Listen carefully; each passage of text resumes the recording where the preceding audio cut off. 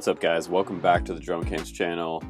I'm Justin Davis and today I have a new review for you, an honest review of the new HGLRC Veyron 3.5 version. It's the little larger version than the original Veyron with the larger, thicker prop ducts. This one has very similar ducts to, or not ducts, prop guards, similar to the Geprc Cinelog 3.5 that we just reviewed. And these are designed a little bit differently. You can see that one of them did break in my review. So in this honest review, I'm going to give you a pretty good comparison between the two so you can decide for yourself with my own experience, based on a grain of salt, of course. And you can decide which one to get. I know this has been a big push recently to get me to compare these two. So here we go. Let's go ahead and start with the flight test, and then we'll come back to the bench right here in the van. And we will talk about the design and the aftermath of this one hitting the concrete. So the good, the bad, and the ugly right here on this review. Let's do some flying. Okay, my friends, let's go ahead and get the Veyron 3.5 up in the air and do the flight test. We're riding on a 6S 1400 milliamp battery today, and if you have no GoPro, you probably expect around 8 minutes flight time with that type of setup. If you have a GoPro in there, you're probably looking at like something like 6 minutes flight time, 5 to 6 minutes, depending on how heavy you are on the throttle. If you're going to freestyle, you might even see like 4.5 minutes on that battery. I will suggest the 1400 battery and the 1300 battery if you're doing the 6S combo, around the same size if you're going to do a 4S combo. If you're going to get that, they have two different versions of this one, again, 4S and 6S. Which one would I go for? I go for the 6S one. I just feel like you get a little longer flight time on the 6S one, and you get pretty good power to weight ratio as well. I do feel like the Veyron 3.5 felt heavier in the air, even though I was flying a 6S versus my flight test on the analog, or the analog Cinelog 3.5. That one was actually flying a 4S battery. So, but I was able to fly a smaller battery, something like a 4S 850 on that one, and it feels way lighter. For cinema stuff, it's nice to feel light, but with that heavy battery on there today, bam, hit the concrete, and it looks like this now.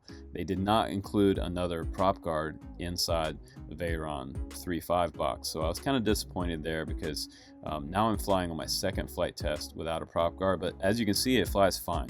And there's not a lot of jello, if any, in that tune on the Veyron 3.5, so it's looking really good on both of these quads. And I just put both of them up on the screen right here so you can kind of see a comparison of the two, and there really doesn't seem to be a lot of difference in the speed here.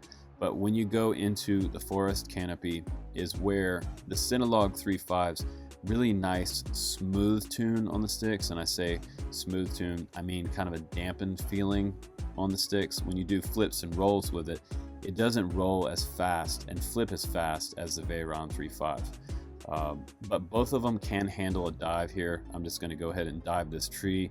It's around a 70-foot tree down to the soccer field, no problem. Kind of an easy-going dive, but no flight controller freak out. And again, now I have it cranked up to 350 milliwatt. The first flight test we did 25 milliwatt, and as you can expect, there was some breakup around the parking lot, but sometimes I like to show both 25 milliwatt in my reviews and how it handles a larger transmission.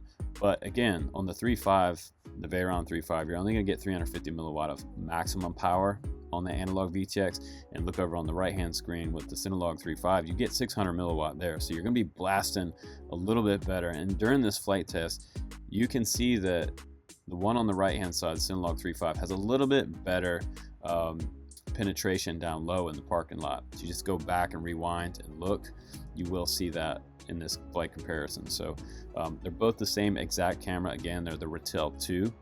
And you can see the Cinelog 3.5 on the right. It was a cloudy, overcast day, and the colors still look nice and bright and saturated.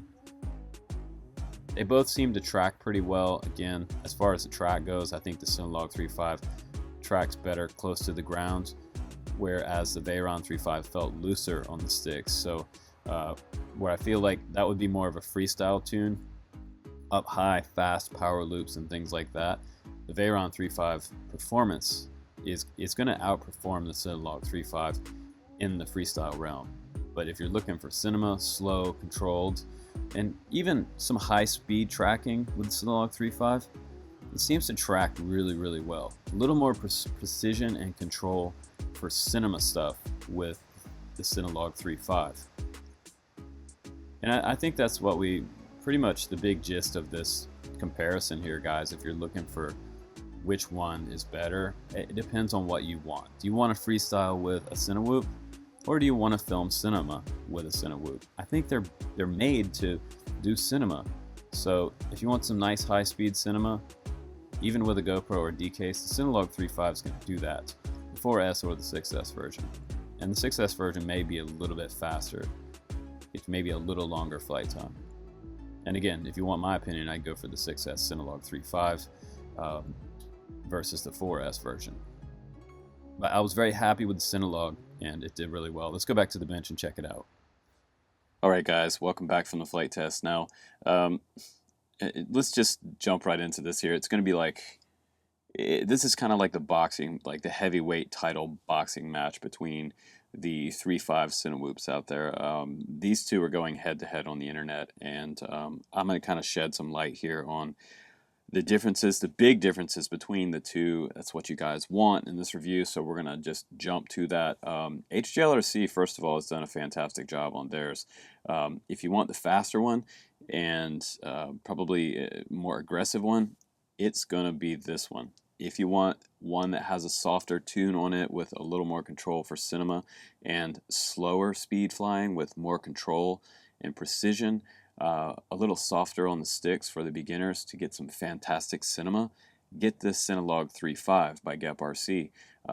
That one's down in the link below too, but this one is faster, more agile, and it had less control at slower speeds for me because the tune on here is looser, so that means that it's more responsive on the sticks, which means I made more mistakes close in around branches and kind of making those just hooks around a tree or scraggle or things like that. Also, there's a big difference in the motors. There are 2105 motors on here. I believe those were like, let me double check that. I think those are 2800 kV. We're looking at 2800 kV for the 6S version. They also have a 4S version. You can get those with 3600 kV motors.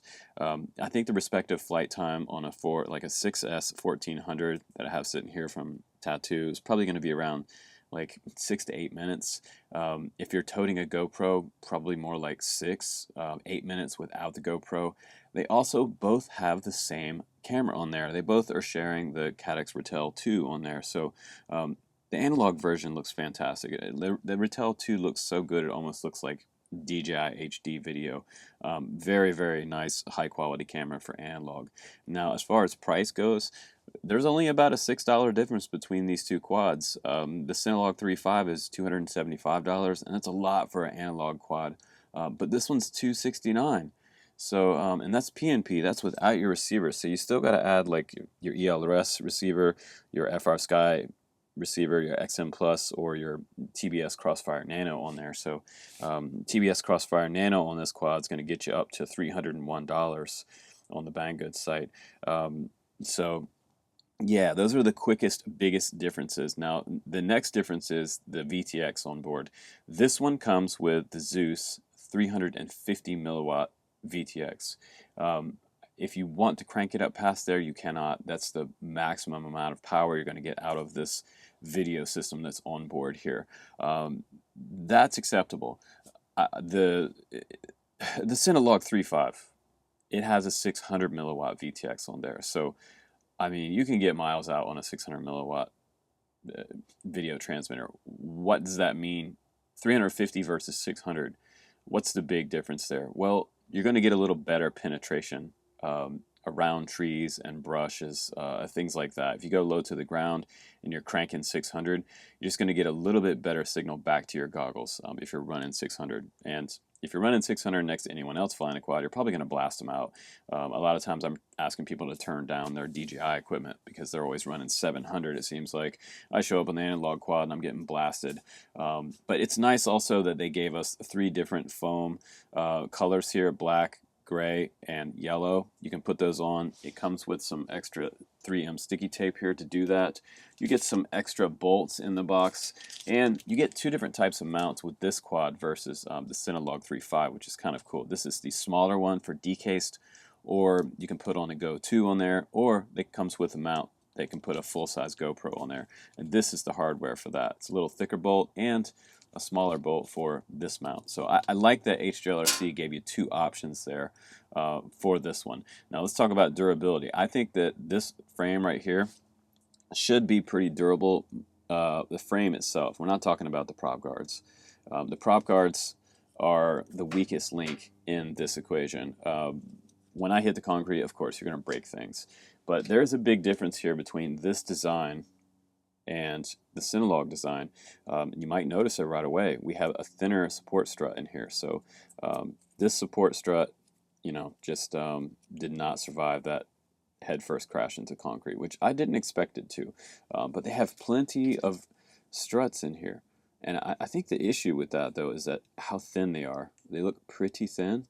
And once they break, they're going to go into the props. And I'll tell you, when I went to pick this quad up, every single blade on this prop was broken, which was very interesting.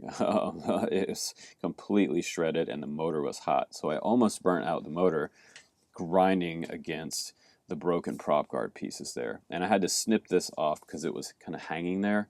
And I wasn't going to be able to do my next flight test for you guys. But XT60 in the back right there as well. We have the Zeus 3.5 Pro on here. This is the Zeus 3.5 Pro AIO, and it's around 13.8 grams. It runs 3 to 6S. It is a 20 by 20 mounting point, and it's an F7 as well. So the Cinelog 3.5 also has an F7 on board, which is great. So I realistically, I think both of these fly great. As far as the tune is concerned, very nice.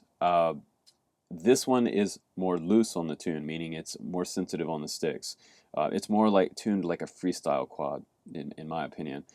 It will power loop. It will do I mean, this thing will just about do any type of freestyle trick you want. If you add a GoPro on there, probably not. It's going to be more of a cruiser. But having a GoPro on here is a lot of extra weight, and this one weighs more than the Cinelog 3.5 as well. So a couple of big points to take away here is that yes, it has a smaller VTX, 350 milliwatt. It does have larger power system on here, so it is probably going to be faster than the Cinelog 3.5 by Geprc. It has a beefier top plate. It has a dual top plate set up here where you can see this yellow part and this top plate here. Carbon top plate sandwich we have going on. It's like two different types of material, and it has two different types of camera mounting systems on here. So this one is a hard mount right straight to that unibody top plate, whereas the Cinelog 3.5 has that larger full-size grommet suspension on the front where the analog camera hangs from. So this one is bolted straight to the frame. I didn't see a lot of jello in the flight test on this one. But this camera is actually hanging by these two front bolts. So these two front bolts go through and attach to this TPU piece here where the camera is hanging from. So those are two different pieces of TPU on the side of this camera, which it's kind of out front. It doesn't have a lot of protection on the front, so this camera is kind of riding out front a little bit. But it did survive the crash, which is good news.